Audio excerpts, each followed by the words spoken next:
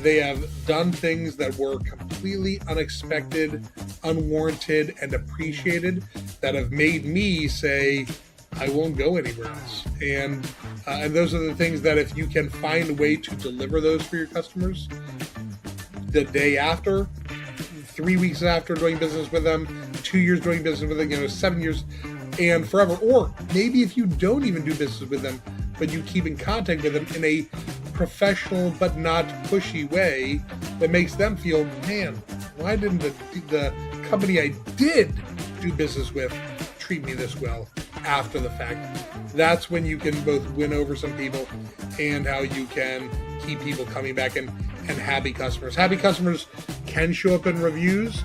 They can show up in word of mouth. They can show up in revenue when they come back onto the floor. They can come up in social postings and social shares and social likes and social follows and all those things.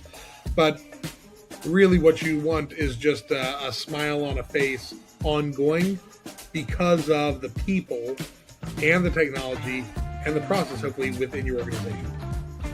Welcome to Driven Loyalty, the podcast with proven strategies and expert insights tailored for automotive professionals looking to maximize retention, enhance customer experience, and drive sustainable growth. Here's your host, Jason Harris.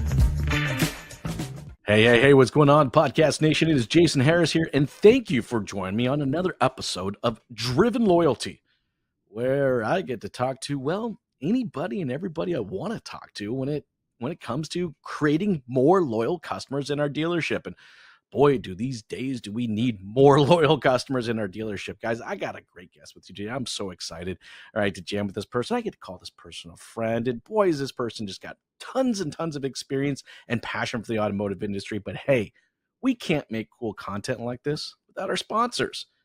So here's a quick message from our sponsor. This episode is brought to you by Podium. So here's a question for you. What would it mean for your dealership if you had one more employee who worked 24/7, never took a break, and was focused solely on turning every lead into a yes, even the after-hour ones, into test drives, a sale, and ultimately more revenue? Well, let's meet Jerry, Podium's brand new AI BDC. Jerry is a lead conversation machine, ready to jump on every lead that comes in instantly. He can answer questions, keep those leads engaged, and even schedule test drives, all without any direct human supervision. And here's the best part. With a seamless handoff to your sales team, your customers will never even know they were interacting with an AI. If you're curious about how Podium's AI BDC can help you move more cars, check it out at podium.com/SWJ. That's for Strategy with Jason. That's podium.com/SWJ, or just hit the link in the show notes below. All right, guys, I'm back. I got the one, the only, he paid me to say this, oh so famous, Joe Webb. I'm just kidding. What's up, Joe? How you doing, man? How you doing? Listen, I got to tell you, because you and I were talking 20 minutes before this straight, and you turn on a podcast voice. Like that. Like you immediately turn on you have a podcast voice. It's not the Jason Harris voice. It's not the Jason Harris. I mean, obviously it comes out like when we start getting into like conversation and stuff like that, but like, no, you're 100% right. I mean, I don't know what it is. It's not total McMahon. I know some people that do that, right? They're like, today. No, it's more Casey Kasem. Okay, I'll go Casey Kasem. Actually, I'll take that. That's cool. I'll take that. What's going on, Joe? How you doing, man? Good. How you doing? I'm good. Hey, thanks, man, for joining me on today's show. I love this topic. It's a near and dear one to me. And I just think for anybody and everybody out there watching and listening right now, if you don't have a clear plan and strategy and objective around creating more loyal customers, it's not enough that we just retain them anymore. Right, Joe? Correct. And I think the example you shared before we started talking, I'd ask you to share it with the same team. With the audience and the listeners, about the dealers' maybe misconceptions on how loyal their customers really are to them. I think data can be crafted to both support their expectations and to tell them that they're wrong, Right. depending on what is out there. So, I mean, dude, and that's so true, right? I mean, look, there's a data set for absolutely any opinion in the world. Um, if you got an opinion on something, there's data to prove it. And dude, I'm excited to get into this with you. I already love where we're going with this. But hey, for everybody out there watching and listening right now, Joe, for the maybe 5 people that don't know who you are, let's let's start off the podcast right there. Joe, how in the world did you get started in this crazy little world we call the automotive industry? That's a story I've told so many times. I will try to 100% Cliff Notes version, but I was in the liquor, wine, and spirit industry. Had an opportunity to be a sales manager. Didn't feel that I was strong in sales, even though now that looking back, I was sort of a lifelong salesperson, even as like a young teenager. And I took a class on how to sell cars, which I urged no one to ever do. I did. Yep. I was kicked out of class. It was a 70 course. I was kicked out after day 2 because I was I was not in line. The things that they were saying were so old school. I just didn't philosophically believe with them anyway. So I walked into a dealership just to get some experience on sales and fighting and negotiating. And with the full intention of a month or 2 later, I'd just go back and accept the sales management job at a distributorship in Chicago, to which, just like many people, the industry grabs a hold of you and it does not let go. And I found my space in sort of communication, on how to communicate your message to customers, whether it be online, on the phone, through your marketing, in person, how to endear yourself to customers and to have them keep coming back. And I think that's what started separating me very early on. And really, it was a right place, right time, because I'm so old. It was at the forefront of a lot of things online and internet. So it allowed me to experiment with things that got me a lot of recognition, that allowed me to parlay it into my own company, Dealer Knows, back in 2008. And I was 7 years old when I started that. No, but now, all these years later, yeah, I still get to help and serve customers and their personnel on the best way to communicate and turn a customer into an appointment into a sale into a returning service and sale customer. And guys, you can see real quick, we're out there watching and listening right now, why I wanted to bring Joe on here, right? Because we've talked about this in the past on these episodes. Communication is so incredibly important, but intentional and meaningful communication, not just the proverbial checkbox that your CRM allows you to do, but really intentional, hyper-personalized communication. So guys, today's podcast, all right, we're gonna talk about the big problem, one of the big problems in loyalty, right? And that's poor post-sales engagement.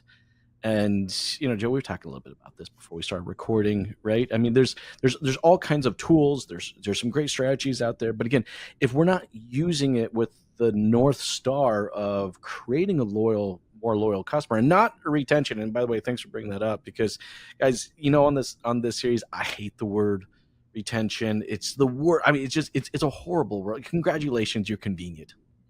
Bravo. Yeah, and if I may, like, one thing you had stated before is, in regard to communication, and this is something I tell a lot of different dealerships I train, and the personnel is, the majority of sales, they do not influence.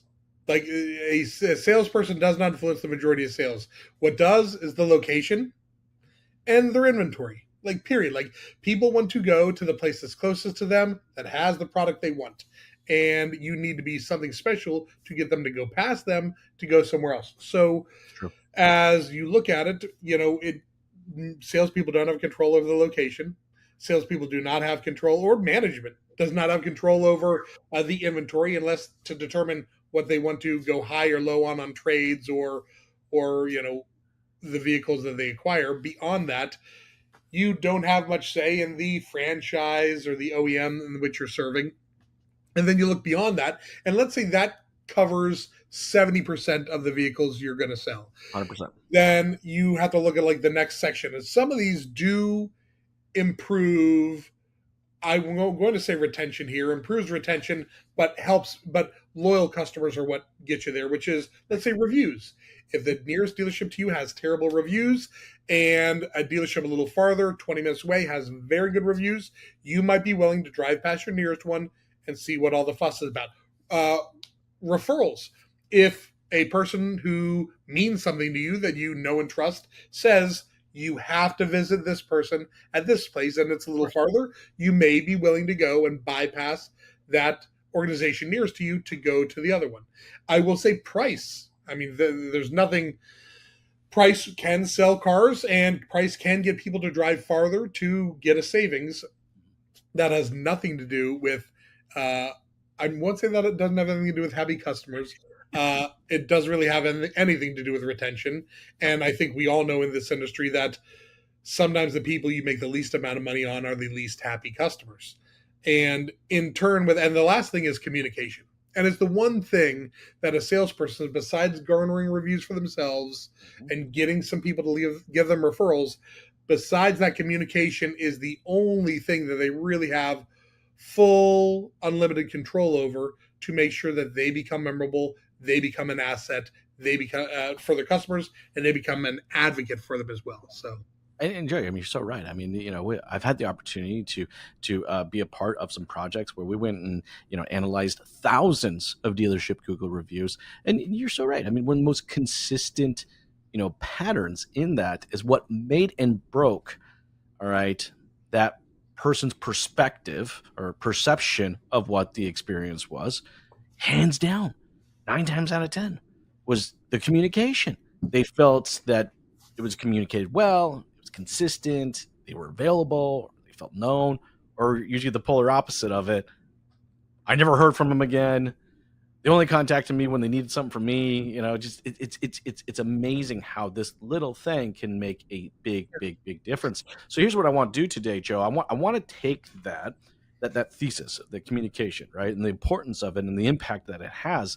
And I love the fact that you broke it all the way down to the salesperson, because I think not too often on the show do we do that, right? We do have a lot of managers that watch this show, but you're right. I mean, this is something that as an individual you can have significant impact in what you do. So let's do this. I want to bring it down into the people, the process, right, and the technology. Because that, to me, that's the strategy, right? These 3 things, when they're jamming well with each other, all right, can really affect the loyalty of an operation. So let's start with people, because I know you got some thoughts on this, because you deal with people on a very regular basis.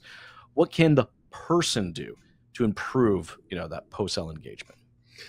So, I mean, what I will say when it comes to person, there's a couple different people. One is the salesperson definitely can play a role as to whether or not the customer comes back for an additional sale, but also service. Like, the salesperson is the start of it. The service writer is the ongoing determining factor as to whether or not they come back. You can have a great sales experience, come back in for service, have a poor service experience, and not be back for service. You can have a poor sales experience, but because they're local, come in and give their service department a shot, love their service department, keep coming back for the service, give their sales another try later. So in regard to the people, when you look at an individual, I think we all need to say, and I'll go sales and service related, constant communication. On the service side, updates. One of the biggest complaints you'll see in any review or any CSI survey is just the fact that they're not being as consistent with the communication, giving them updates about the status of the vehicle at all. And then secondarily to that, on the salesperson perspective, prior to the sale, there needs to be that consistent, engagement if they originated, let's say, as an internet lead or as a phone call. But after the sale, there needs to be more than just the bare minimum. They need to do something that is memorable, and they need to endear themselves to customers. I remember, and one question I always ask when I go in, I'll get people around the room, and I always love this answer, is there was maybe, a dozen people in front of me, and I was going around the room, and I always say, why should I buy from you? Why should I buy from you? Why should I buy from you?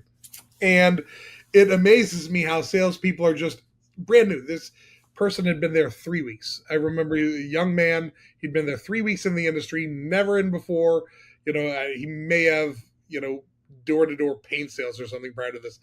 And I said, why should I buy from you? And he says, it's the service I provide before and after the sale. I said, okay. I said, it sounds like it's a legitimate answer, but it's a lie because you've done it for 3 weeks. How many cars could you have possibly sold in 3 weeks? And moreover, after the sale, you've never had the experience to do so much after the sale that it rewarded you one of those previous people coming back in to buy another one. So it's just lip service at that point. 100%. And I said, well, that's just lip service. After the sale, what do you do? And he's like, what do you mean? I'm like, well, what do you do to make them realize they want to buy from you after the sale? He's like, I call them. I'm like, you call them. You call them. That's right. It. I said, like, that's it. You give them a call, blackjack, out. So it's got to be so much more than that. I have in my travels, I've seen some amazing things. I remember one woman up in Connecticut. She used to make little chocolates that said thank you and a little gold box, and she'd stuff a bunch of her business cards in them, and she gave these little thank you chocolates to every single customer that bought a vehicle. I've seen somebody who had worked with a bakery and made these little 10-inch 3-layer chocolate cakes and would deliver them to everybody's house that bought a car. Maybe cost $20 to every single person that bought a car. I've seen people that go, salespeople that go out of the way to make sure that they have something personalized, whether it's a pen or spend their own money on, keychains, whether they be personalized or otherwise. But I think when it comes to the actions they can take, besides the call, it needs to be communication regarding making sure, that they understand how every single, thing works on their vehicle after the delivery. So like offering redeliveries, offering to their home redeliveries, offering, to schedule their first oil change, as I said, but moreover, letting them know when it's their anniversaries, if they know when it's their marriage anniversary, doing something, but beyond more than just a call, a happy birthday, not a message or an email, but a video singing happy birthday, putting themselves out there. I just at one store that I'm involved in, and I had postcards created that says the dealership name thanks you. And on the back, they have to, every single time they sell a vehicle, because I'm an old guy and I used to literally write thank you notes to every single customer I sold a car to. But now they have to write it down, write the customer's address and write it down and send it out, because I want the mail carrier to see how many damn times they sell a vehicle and the nice things that are written, because it's hard. I would imagine if you see a postcard, you don't read what's on the back of it anyway. I'm sure people do. Come on, what? Yeah, exactly. So I'm anything that you can do like that, but again, videos, redeliveries, feature like filming how certain features work and putting people on either asking them to subscribe to your own channel, your YouTube channel. If you have anything where you can allow them to go in and say, here's how to go and set your garage door opener in your car. Here's how to notate your home address in your navigation. Here's how to do everything they can, and shoot a video on how to do it, and then just send them in. Maybe it's a trickle email, or maybe you just give them a mass library of things. If you ever need to know how to do something, it might be in here. If not, call me day or night, and I'm going to do that. And those are the type of things that I think when it comes to an action that people can do. Service is just communicate. Service writer, service advisor, communicate updates, be on top of it, be proactive, not reactive. Work with the text as much as you can, and if you can incorporate video and all those things to give those customers a peace of mind, great. But I think from a sales perspective, there's a lot you can do post-sale because that cycle is so much longer than that of a service person, where they're not going to see you in 6 months to a year. They're going to see you now in 7 years. So how do you stay relevant for 7 years? Most dealerships don't even have salespeople that have stayed there that long.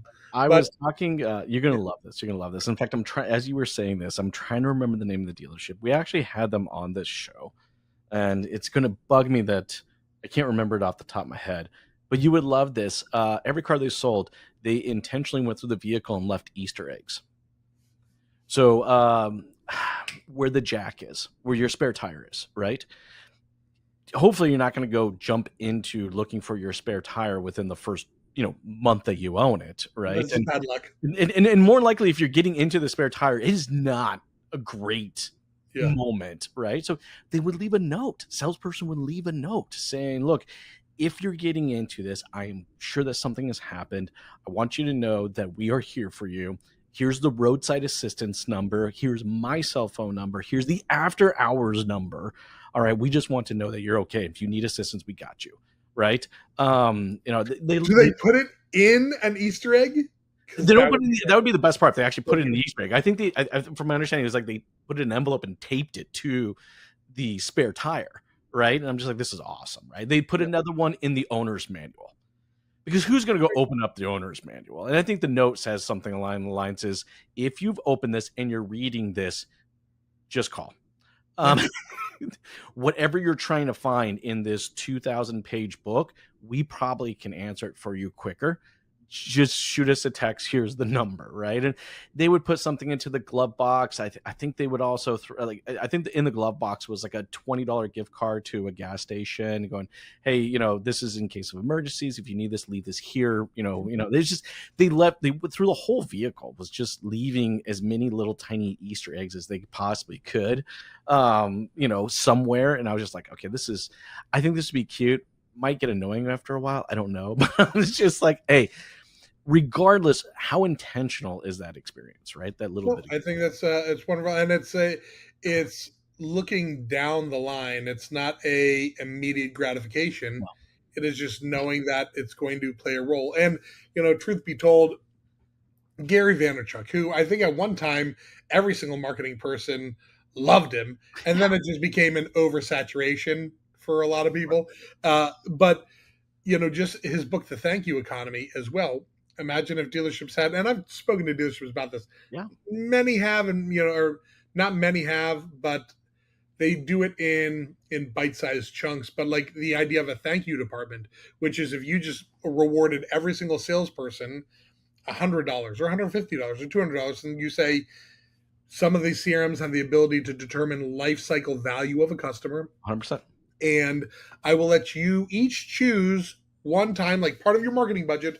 One time a month, you get to try to learn enough about one of your customers. Maybe not somebody you've sold yesterday or today or this week or whatever, but maybe it's somebody that you sold a year ago, 6 months ago, 3 years ago, that you know enough about, that you've researched on social media, that you know their likes and dislikes, and you are allowed to personally buy a gift for them that we are funding, that you give to them.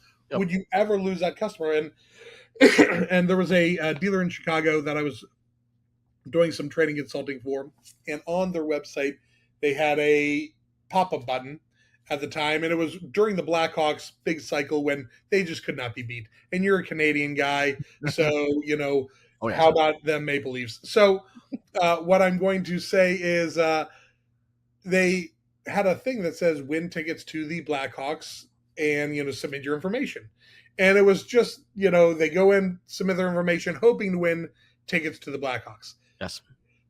And I said, what do you do with that information? And they said, well, we call them and ask, because we all know that the average amount of customers that leave a review on a website is like, create a lead on a website is like 2 to 3%.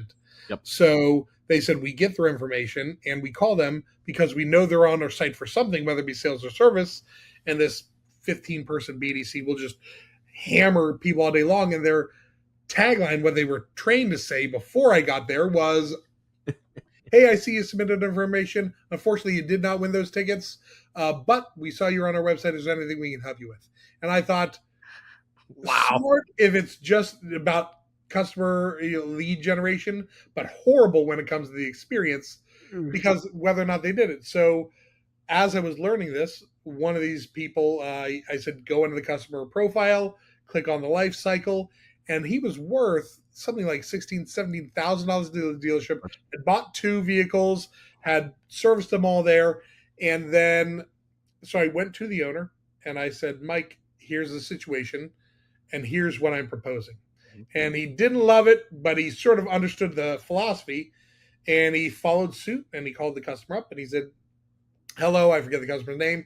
He said, "This is Mike. I won't say his last name, and I'm the owner of this. And I understand you were trying to win Blackhawks tickets. While those were not, while those have already been won by another customer, I want to tell you I so value and appreciate your business to our organization. I've gone about buying you 2 tickets on the glass, for the Blackhawks at this coming game, and I want to give it to you personally out of my pocket. I really appreciate it."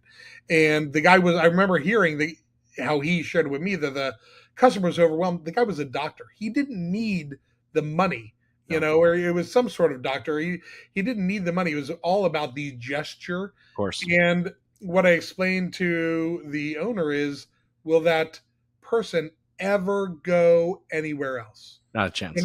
Not only will he not leave their brand, but he might not leave their store, but he might never leave their brand of vehicle because of that one experience. I got one like that too. So we're at this Italian place, small family Italian place, in a small downtown area, and my youngest decides that he thought he wanted spaghetti, but now all of a sudden he had to have a burger. And like any parent, if you're a parent out there, how these can sometimes come on when kids are very young. This like, I want an effing burger. All right, they don't have one on the menu, and I'm going to let everybody in this building know that I needed a burger, right? Sure enough, I'm small little tight. So I'm like, okay, fine. Just let him have bread. It's like, it's just whatever I need to do just to please him so we can move on from this thing, right? Nope. This waiter told somebody else, and they went 2 stores over, got this kid a little burger with ketchup only, and brought it back to this fancy Italian restaurant and let him eat his burger and fries in this fancy Italian restaurant. And Joe, do you think there's any other Italian restaurant I ever went to after that? Yeah. Right? My first thought is, why not just take a meatball, put it on the grill, and then throw it in between like garlic knots? Yeah, I mean, you probably could have done that, but I mean, you know how it is. Like a good cheap taste. It's like a cheap tasting. Who doesn't like a McDonald's cheap tasting burger, right? It's funny. You and I went to dinner at that restaurant in Tennessee, Yes. maybe just a year and a half ago, and we had that crazy server who was saying all this abrasively personal information about herself and her former drug addicted boyfriend and all this stuff, and even getting a little blue at times.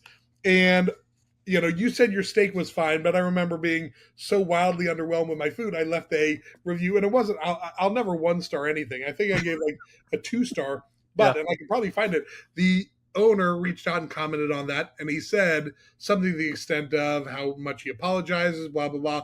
But if we ever want to go back there, like that meal is on him. And I kept that message for probably 6 months. And then I finally deleted it because I'm like, I'm never going back to that place. But beyond, I should have just shared it with you. But beyond that, like those are the type of things that I think after an after sale experience can change your perception of how something went.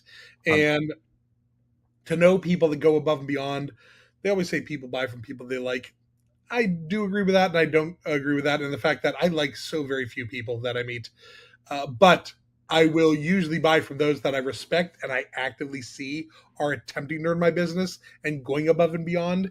And anybody who's been in sales bends over backwards and is the easiest lay down when they see somebody who's really a student of the craft trying to do it right. Well, and I think that's what it is, right? And you so guys, if you're out there watching and listening right now, all right, I love what Joe's brought up because it's just about being a real person.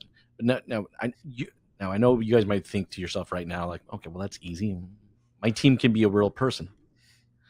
Do you have a process at your dealership that gives your people, all right, the ability to be a real person in those scenarios, right? I mean, I'll give you a quick example. I had a customer come in for an oil change, and I will just be totally honest with you.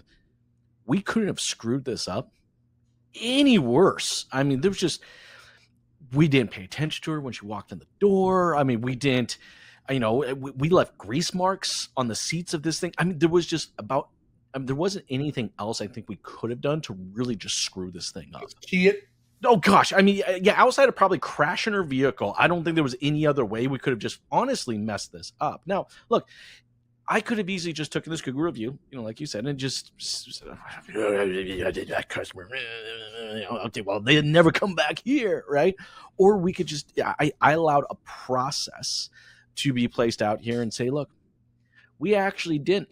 We swing for the fences and we miss so bad. We are literally eating the dirt on the ground right now. All right. What are we going to do about this? And my team, they had a process. They had a means. There was money aside. There was for this exact purpose that they didn't even have to come and ask me about. They just like, look, we swung, we missed. This is how we're going to do it. And there was a process in place that allowed them to do that. And dude, that's huge, right? I mean, that's what creates great post, sales engagement. Now, I know we're getting towards the end of our time, and I wanted to get a little bit in there about the technology, because I think there's some phenomenal, dude, we are in the age of technology, right? I mean, there's phenomenal technologies that when wrapped around people and their action and process and the accountability that comes with the process can just really elevate the entire experience to where we really get loyal customers. And I would love to get your thoughts on just how technology can be used in that purpose. Yeah, I mean, as I said, I think in regard to, and you touched on process really quickly, and I'll just say, like, you nailed it in the fact that there needs to be not just a process, and the process isn't just built out in the CRM, and the process isn't just built out, and because we're going to jump into technology as well, in the service tool that they're using. But it needs to be a process. Like, have you given certain people the authority to make decisions, to make changes, to do what's in the best interest of the customer, to just do what's right, even if it costs the dealership money? Do they have that flexibility? But also, are you holding people accountable as part of the process when they don't do that? Like, is there a punishment when bad grades come in? Do you sit down and have one-on-ones when situations do not happen, when a bad CSI score comes in? How are you holding your team members accountable to deliver what those values that you're espousing to those customers? So, I mean, a part of, I think, process is accountability. It can't just be all, here's everything you need to be great, now use it. It also has to be accounting for, are they using it? Are they doing it? Have we provided them enough? And then what are the blowbacks if they don't do it or they do it poorly? But in regard to technology, so a couple different things. Like, I believe technology needs to get aligned, because I just mentioned both CRM and their service tools, and those are almost never the same. So how often do you have post-sale? Because everything's built out so stupid. It's like, 1 month, 3 months, 6 months, 9 months, 12 months, 18 months. Robot. Exactly, 21 months, 24 months. And then at the same time, there's service going out that says, maybe 1 day post closed RO, 6 months post closed RO, 9 months post, 10 months, 11 months. And how many of those things are redundant or hitting customers 1 or 2 days after or before, and are the messages aligned? So is your technology aligned first and foremost? And you almost have to create a map, literally a map, and identify, like, once this happens here, who is responsible for going in and making sure that this messaging lines up. Secondarily to that, I think the incorporation of AI and the integration of AI to be able to better understand and identify information with your customers, and then incorporate that into those tools you use, play a role, not just to be agentic AI only to say, hey, listen, we're going to turn this over to AI to find the insights and to contact the customer. No, I want, who contacts the customer, a human face that has a relationship with the person. The dealership owns the customer, the employee owns the relationship. So I want who owns the relationship to have those live, verbal, written communication. Use AI as much you can to create those insights, to find those opportunities, to identify breakdowns or discrepancies. And I think when you can incorporate that and have a seamless integration between the human and the AI element on your customer's behalf, that is when you can do exceptional things when it comes to being memorable. AI can send a great meme or a well-worded, funny, tongue-in-cheek message, but you can even train it to have a little empathy. Yeah.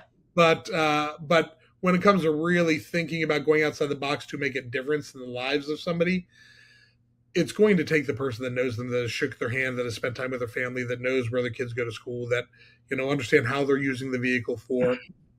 And that's when you really start to separate yourself to bring back those customers and create loyal customers. Because as you had shared in your example before, you and your vehicle, you've been to that service department multiple times because of problems with your vehicle, and to the naked eye they must look at the data and say this person's a really, really loyal customer. 100%. But what they don't see is the beads of sweat, created by anger and vitriol that are steaming off of your head every time you go back in to that service department. They don't see that. So data shows that you're loyal. Everything else shows that you're not, or that you're not going to be once you're out from under the albatross that is that vehicle's loan. So I will still say that there needs to be a human element, but understanding the human side of that, but making sure that all the technology is aligned, but there's still somebody at the forefront thinking first and foremost about the customer experience. That goes a long way. Well, and I love that. I love the way that you kind of brought up AI. I love the way that you kind of wrapping up that technology. And guys, look, we've talked a little bit about people. We've talked a bit about process. Like, this is 2025. I'm just going to say for everybody out there watching and listening right now, if you don't have a document process, you have absolutely no effing excuse in the world, all right, not to have some type of documented process. Like, it's just too easy today with uses of ChatGPT and other solutions out there that will help you craft.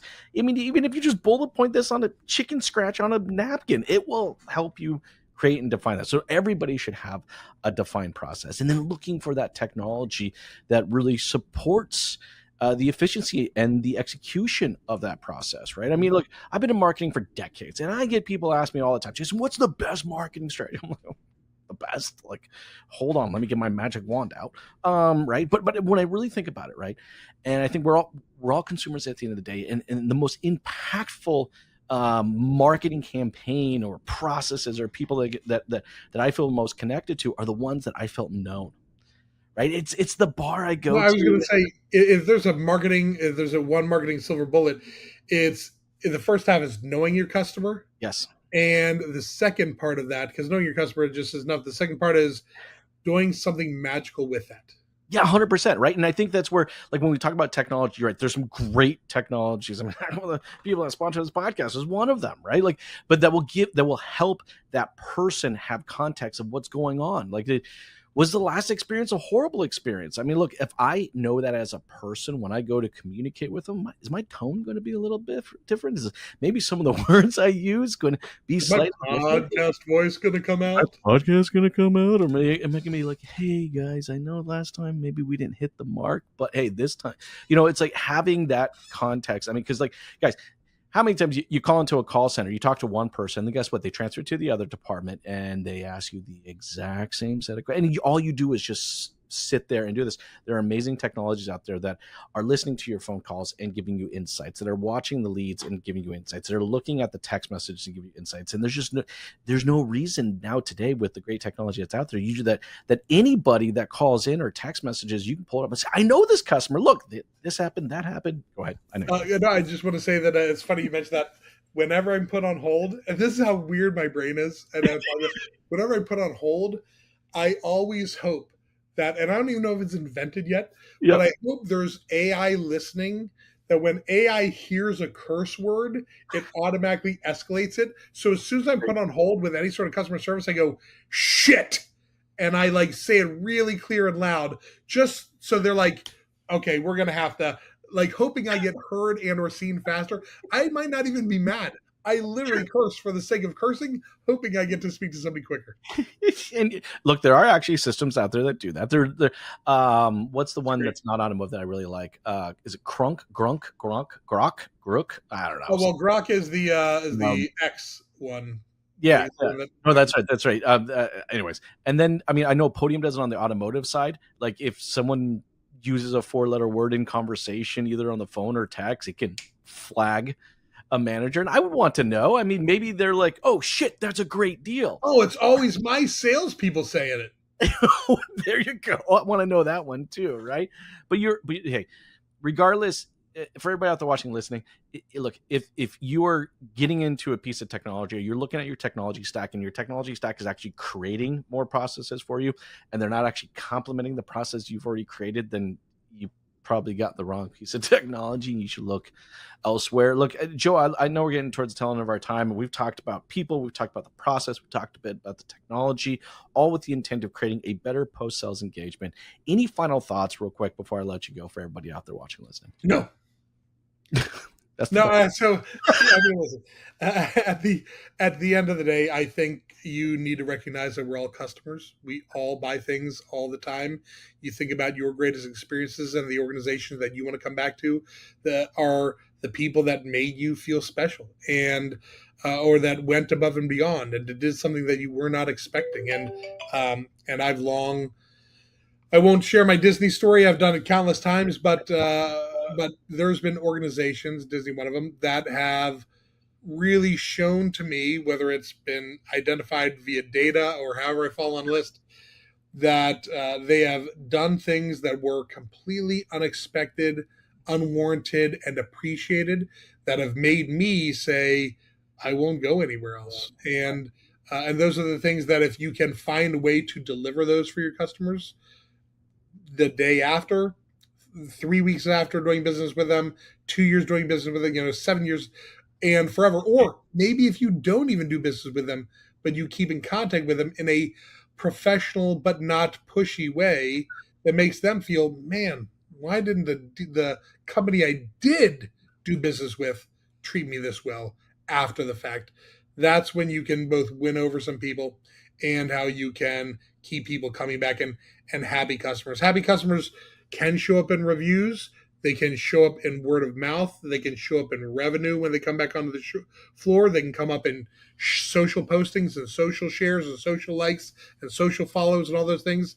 But really what you want is just a smile on a face ongoing, because of the people and the technology and the process, hopefully, within your organization. 100% right. And guys, and I'm 100% agreement with everything that Joe have said. And I will just add this as a final thought for everybody out there watching and listening. Everything that me and Joe have talked about is not just a good idea. All right. This will, some of them are good ideas. Well, it's more than a good idea, because everything that we said will actually affect your bottom line. Okay. When you have more loyal customers, you'll spend less in marketing. All right. When you have more loyal customers, you will have higher profitability. It's just, and guys, we're not making this up. Like, the data is actually there. There are dealers out there watching, listening to this right now, that are doing this and having some of the happiest customers, some of the most profitable businesses out there, right? Like, just, if that North Star is to make loyalty, you will not just see it just in the culture and your people and your process, but you will see it as a bottom line increasement. Yeah. And one thing I'd probably maybe even said it on one of your podcasts over the years, but something I've said for probably 20 years, is the fact that most dealerships dedicate 90% of all their budgets to conquest and 10% on retention. Exactly. And I think if there were a way to flip it, obviously not fully flip it, but 90% on retention, 10% on conquest, you'd probably do more business and sell more cars, or at least right size some of that and put budget behind keeping customers happy after, than just trying to find new customers. Absolutely. And guys, look, you can do it. I know great dealers out there. I spoke with the dealership last week, and you know who I'm mentioning, so shout out to you. All right, that for every year of ownership, they allocated $100 to that customer. They can use it in service. They can buy a hat with it. They can take expensive hat. They can take their significant other out for a nice steak dinner. All right. But like, it was a part of their budget. It was allocated in there. And I'm telling you, they got some seriously loyal customers. For everybody out there watching, listen, we appreciate you. Thank you so much for staying in and watching this. Hey, one of the biggest compliments you can give myself or Joe as content creators is to share the show. That is literally the best way. Cause I know I can tell you to hit like and smash and subscribe and all that crap. You ain't going to do it. I know you're not. But, all right, if you got, you should, but I know you won't. But if you got a colleague or a manager or a friend that needs to see some portion of today's show, the biggest compliment you can ever give us as content creators is to share the show. It means so much to us. Joe, thanks so much for taking the time to jam with me today. This has been an absolute blast. You guys have yourself an amazing day. Thanks. Thanks for tuning in to the Driven Loyalty Podcast. Don't forget to like, comment, and share. Happy podcasting.